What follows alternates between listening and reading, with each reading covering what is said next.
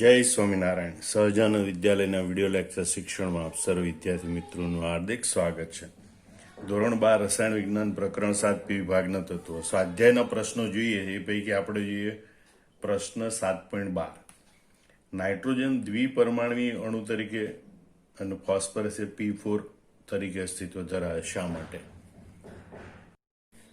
આપણે જોઈએ કે નાઇટ્રોજન પરમાણુનું કદ નાનું છે, બરોબર, અને એની વિદ્યુત ઋણતા ઊંચી છે. જે સમૂહ 15ના તત્વો છે એમાં નાઇટ્રોજન પરમાણુનું કદ સૌથી નાનું છે અને વિદ્યુત ઋણતા સૌથી ઊંચી છે. આ બે લાક્ષણિકતા હોય તો સામાન્ય રીતે પરમાણુ વચ્ચે પીપાઈ પ્રકારના બંધ બની શકે, બરોબર. અને એટલે નાઇટ્રોજન એ ત્રિબંધ ધરાવતા દ્વિપરમાણવિક અણુ તરીકે અસ્તિત્વ ધરાવે, એટલે કે N2 અણુમાં બે નાઇટ્રોજન પરમાણુ વચ્ચે ટ્રિપલ બોન્ડ હોય, બરોબર. વળી જો એકલ બંધ બનતો હોય, દાખલા તરીકે હાઇડ્રેઝિન નામનું સંયોજન છે, એમાં નાઇટ્રોજન વચ્ચે એકલ બંધ બને, તો એ એકલ બંધની વિયોજન એન્થાલ્પી ઓછી છે. અને એટલે નાઇટ્રોજન પરમાણુઓ એકલ બંધથી જોડાઈને શૃંખલાઓ રચી શકતા નથી. એટલે કે નાઇટ્રોજન પરમાણુ સિંગલ બોન્ડથી વધારે મોટી સંખ્યામાં એકબીજા સાથે જોડાઈ શકતા નથી. જ્યારે તમે જો ફોસ્ફરસ પરમાણુનું કદ મોટું છે, એની વિદ્યુત ઋણતા ઓછી છે, એટલે ફોસ્ફરસમાં પીપાઈ બંધ બનતો નથી, પરંતુ ફોસ્ફરસ એકલ બંધની બંધ એન્થાલ્પી વધારે.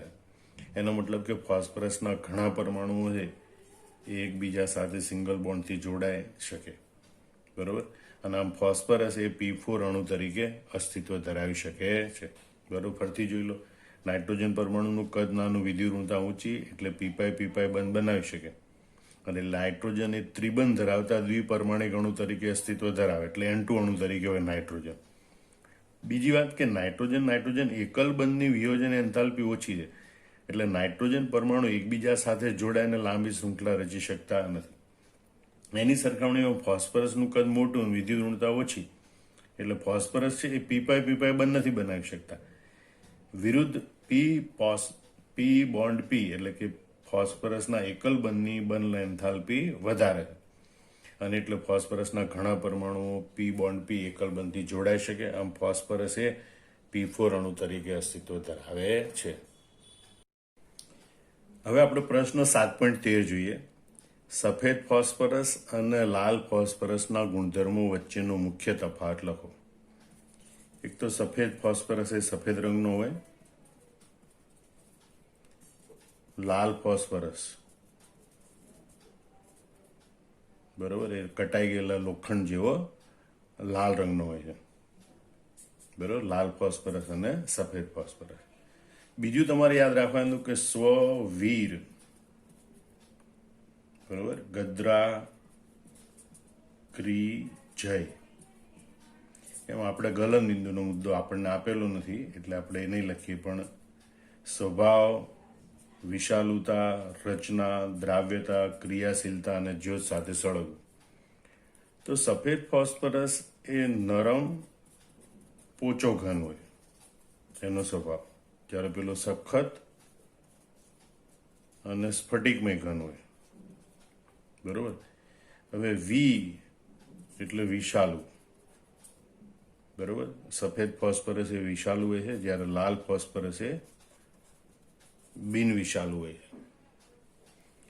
વિશાલુ બોલે તો ઝેરી અને બિન વિશાલુ બોલે તો બિન ઝેરી, એ રીતે પણ લખી શકાય. રચના અહીંયા P4 અણુ તરીકે અસ્તિત્વ ધરાવે છે, અહીંયા બહુલક સ્વરૂપે, એટલે કે ઘણા P4 અણુઓ એકબીજા સાથે જોડાયેલા હોય એવી સાંકળરૂપ રચના ધરાવે છે, જ્યારે અહીંયા સ્વતંત્ર P4 અણુઓ છે. દ્રાવ્યતા તો કે પાણીમાં અદ્રાવ્ય છે, કાર્બન ડાયસલ્ફાઇડમાં દ્રાવ્ય છે.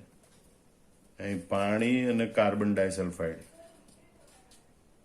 બંનેમાં અદ્રાવ્ય, બરોબર. અને ક્રિયાશીલતા, એટલે કે સફેદ ફોસ્ફરસ ખૂબ જ ક્રિયાશીલ છે, હવામાં ખુલ્લો રાખતા જ્યોત સાથે સળગી ઉઠે, જ્યારે લાલ ફોસ્ફરસ એ ઓછો ક્રિયાશીલ છે, એને હવામાં ખુલ્લો રાખતાથી સળગી ઉઠતો નથી, બરોબર. હવે આપણે ઝડપથી જોઈ લઈએ.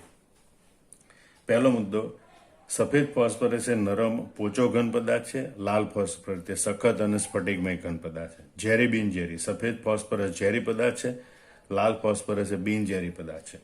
દ્રાવ્યતા, સફેદ ફોસ્ફરસ પાણીમાં અદ્રાવ્ય છે અને કાર્બન ડાયસલ્ફાઇડમાં દ્રાવ્ય છે, જ્યારે લાલ ફોસ્ફરસ એ પાણી અને કાર્બન ડાયસલ્ફાઇડ બંનેમાં અદ્રાવ્ય છે. પછી ક્રિયાશીલતા, તો કે હવાની હાજરીમાં આપમેળે સફેદ ફોસ્ફરસ સળગી ઉઠે, એટલે કે તે ખૂબ જ ક્રિયાશીલ છે, જ્યારે લાલ ફોસ્ફરસ એ હવામાં સળગતો નથી, એટલે કે તે પ્રમાણમાં ઓછો ક્રિયાશીલ છે. તે સ્વતંત્ર P4 અણુ તરીકે અસ્તિત્વ ધરાવે, જ્યારે તે P4 અણુની સાંકળ સ્વરૂપે, એટલે કે P4 ના ઘણા બધા અણુ એકબીજા સાથે જોડાય એવા બહુલક સ્વરૂપમાં તે અસ્તિત્વ ધરાવે છે. ફોસ્ફરસ કરતા નાઇટ્રોજન શા માટે ઓછો કેટેનેશન ગુણધર્મ દર્શાવે છે?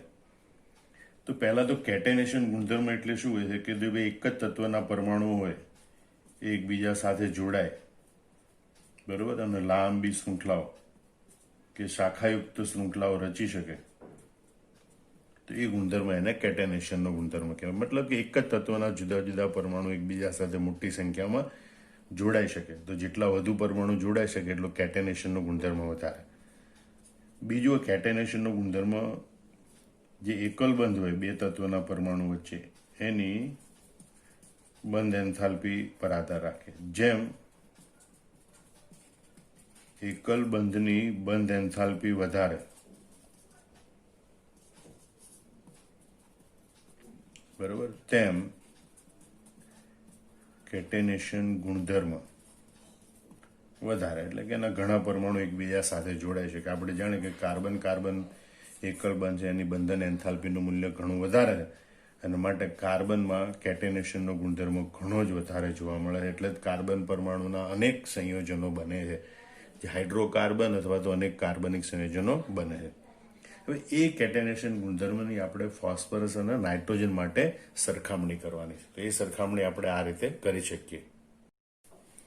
પહેલા તો કેટેનેશન ગુણધર્મની વ્યાખ્યા: તત્વનો પરમાણુ પોતાના જ પરમાણુ સાથે જોડાઈને લાંબી સરળ શૃંખલાઓ કે શાખાયુક્ત શૃંખલાઓ રચી શકે તો તત્વના એવા ગુણધર્મને કેટેનેશન કહે છે. હવે જો નાઇટ્રોજન પરમાણુનું કદ નાનું અને એટલે N બોન્ડ N એકલ બંધ રચાય ત્યારે તેની ઇલેક્ટ્રોન ઘનતા વચ્ચેનું અપાકર્ષણ પ્રમાણમાં વધુ હોય.